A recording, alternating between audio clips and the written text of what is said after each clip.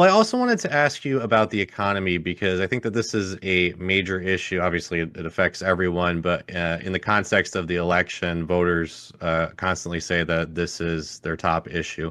Obviously, we've had other elections in the past where it's got framed as it's the economy, stupid. That's really the determining factor. And the economy in the United States and then throughout much of the West and the world has been, pretty unstable for years now, especially since COVID. We had rampant inflation for years, and we had the interest rates that were raised, and that obviously created a significant problem for many households and small companies too. So I'd be curious what your thoughts are, on the economy overall, especially, on the fact that we raised these interest rates that supposedly led to lower inflation. Now we're seeing relaxing of interest rates, and the economy is supposedly okay now. You just share your thoughts on that, and where we're where you see the economy moving forward. Well, I think that one of the factors driving imperialist operations and the recklessness of American imperialism is the economic crisis. And this is it's over a protracted period of time. That with each crisis, they have bailed out the banks with ever greater resources. 2001, 2008, the beginning of the Obama administration, the bailout, the TARP bailout, and then during the pandemic, when even more money was funneled into the markets. And that is, I think, one of the principal causes of inflation, as well as the massive spending on the military. But I think if, in terms of the economy as a whole, I mean, society is dominated by extraordinary levels of social inequality. The billionaires in the United States now have a collective wealth of $5.5 trillion. I think it's like an 87% increase over the past 4 years. You have gigantic corporations that dominate not only economic life in the United States, but economic life throughout the world. Firms like BlackRock, which has now assets of $11.5 trillion, nearly half the GDP of the entire United States. You have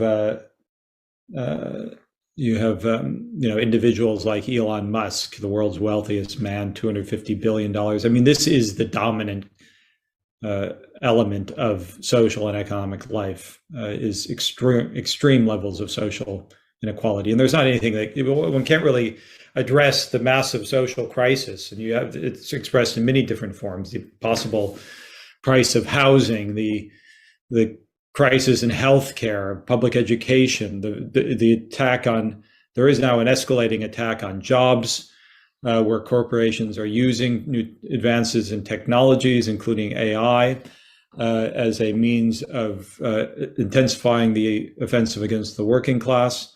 Boeing just announced 17,000 job cuts a couple of weeks ago as part of their effort to shut down and bludgeon the striking Boeing workers, which the workers have courageously defied.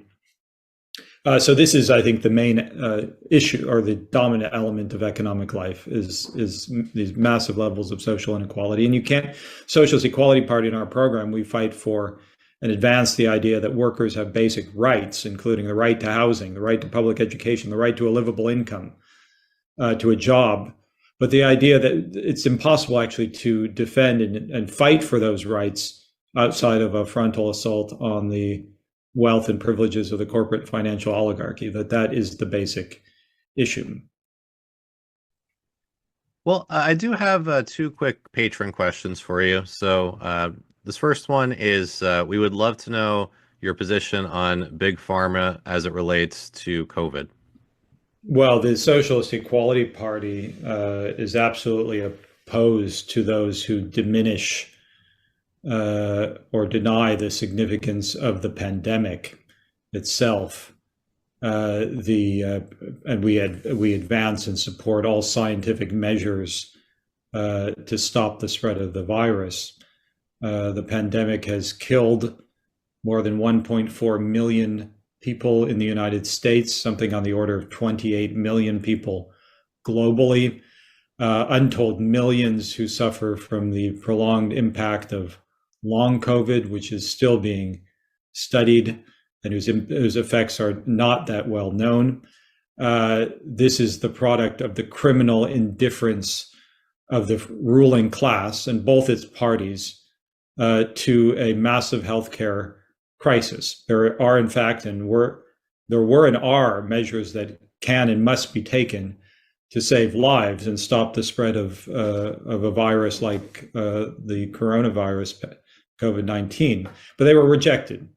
They were rejected, first of all, during the Trump administration, which promoted all sorts of anti-scientific conceptions, motivated fundamentally by the demand for workers to return to the job under conditions of the spreading pandemic. And the results were devastating. But in fact, this policy was continued under Biden. And now their policy is let it rip, endless infection from COVID. And this will continue. Absolute homicidal indifference to life, the real eugenicist conceptions.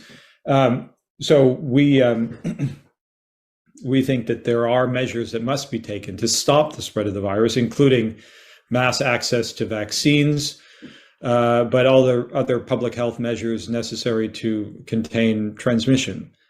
There are many technologies that, if employed properly, could make internal environments far safer, far UV technologies, air filtration systems, which have just been rejected because they cost money, and there's more money better be spent to finance wars and to bail out the rich.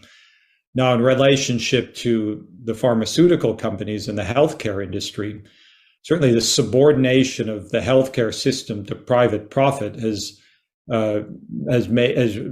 amplified enormously the impact of the pandemic. I mean, the healthcare system itself is under extreme crisis, overloaded hospitals, nurses who've just been devastated by the impact of the pandemic, and the subordination of healthcare as a basic human right necessary to the preservation of lives to private profit is outrageous.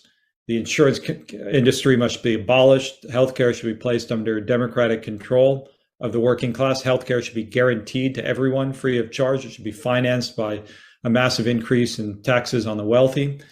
There has to be universal healthcare. And that is a critical instrument from ensuring, in fact, that everyone has the necessary care in response to not just the pandemic, but to everything. But we do reject the anti-scientific conceptions promoted, first of all, by the Republican right, but actually adopted by as well the Democrats, and promoted by the likes of RFK Jr. And adapted by Stein and West even, which claim that basically that the issue is the pandemic was manufactured, or that the vaccines themselves are the real culprit. No, we reject all that. The science is clear, but there has to be a scientific response to the pandemic, which is based upon public health and not the corporate private profit. So sorry, just one clarifying question. Were you in favor of the vaccine mandates as they were proposed by the Biden administration? We're in favor of vaccine mandates, yes, as basic public health measures. The idea that these are necessary measures to be implemented on a social level to save lives, just the Biden administration. I mean, the question of mass vaccination as a instrument. Now, I think part of the issue is, of course, the promotion of all sorts of anti-scientific conceptions, and this was very deliberately done. Lies about the pandemic from the very beginning. Any real understanding of what was. I mean, even the issues of the fact that the virus is airborne is still not widely understood. There's been a systematic campaign of miseducation, misinformation about the pandemic, about COVID-19. and the measures that have to be taken. But we oppose this sort of libertarian position on such issues. Public health must be, there must be, in response to COVID-19, there's a virus that has killed 28 million people all over the world, mass debilitation. There are measures which have to be taken to save lives. But the basis also of that has to be a program of education so that the population understands what is necessary, why it's necessary, and in fact supports it. And you saw actually in China, the zero COVID policy, which had broad support and was very, in fact, effective in the initial stages of the pandemic, had an immense impact in preserving life and also allowing for normal life in China for much of the pandemic. Now, it ultimately failed. It failed above all due to the inability to address something like a pandemic within the framework of a nation state. But it also did demonstrate that there are measures, and we have all sorts of technologies that can be utilized to address something like this. But it does have to be developed as a conscious policy supported by the working class, by society as a whole. And the subordination of public health and everything else to private profit has really made that impossible. And again, that has been connected to a great deal of anti-scientific misinformation about the pandemic itself. I would encourage anyone watching this to go to the World Socialist website. If you have questions about the pandemic and our attitude towards it, we have written extensively on it. There is really actually no source outside of with a record on the pandemic like the World Socialist website. Interviews with leading scientists, epidemiologists, reports on long COVID, which is systematically ignored and covered up, treated as if it doesn't exist. It affects millions of people. The fact is that the pandemic itself is treated as essentially over, even when hundreds of people are dying every week. This is so I would encourage anyone who's watching this who has questions about it to go to the World Socialist website. We have our own on the Socialist Equality Party election campaign. We have our own policy positions on the pandemic, what has to be done, what can be done. But it is a critical experience. And it really has to be the real lessons of this have to be worked through.